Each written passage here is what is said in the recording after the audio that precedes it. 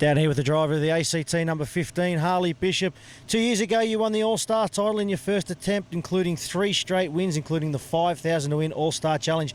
A great achievement for you, considering you only ran a sprint car for a few shows beforehand. Can you remember you started 10th at Mildura and used the Highline to your advantage? Yeah, it was a good year for us, and if we could, it's going to take a lot of effort to recap a year like that, but we're taking off slowly this year and just sort of feel like we're sort of getting back into that sort of form, so I reckon the next couple of rounds you should see our face popping up there again. Your dad, Ray Noddy Bishop, was a champion speed car driver back in the glory days of Speedway. What is your fondest memory of him? Look, there's a lot. I was lucky enough that there's just so many to put up there with him. He was, he raced internationally and he raced all around Australia here, and probably just dad himself, just never gave up at home working, or when he used to run for the power team, just down there time and time again. It's probably something that we've learnt, that you've got to put in the work to get the results out of it, and he just had a never say die attitude, and I'll always have that with me forever. So. Johnny Butler, your crew chief, has been instrumental in helping you with your success over the last couple of seasons.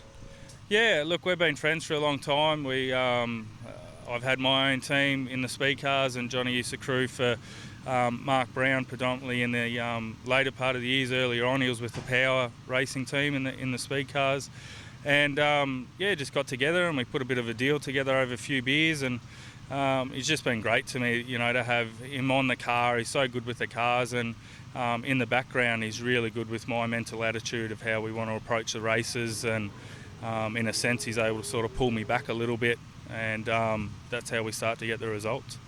How did you first get into a race car? Did you just used to go down to the old Melbourne Speed Bowl as it was known back then, or was it brought up with the old man?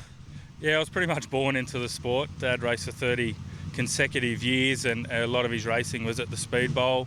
Our social group, 90% of our social group's Speedway, and I raced karts myself, bitumen karts, when I was younger.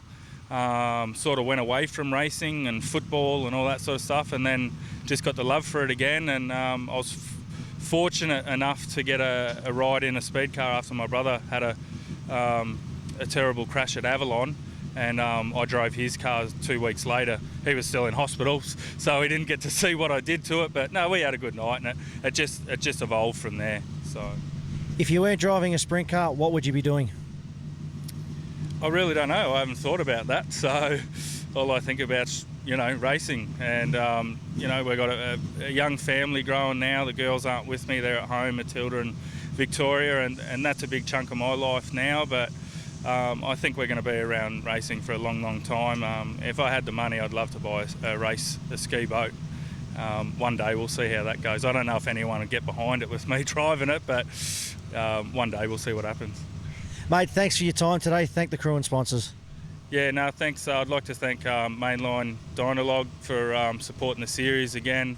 All our sponsors on board, Jet Freighters, Lucas Oils, APC, also Cranbourne Cars and Commercials, and Johnny, Stu, Hayes, the girls back at home, Kylie, Victoria and Matilda, and my old man, Dad's been a massive help this year developing our motor and just keeping it all in-house. So, yeah, without them we couldn't do it, so thank you.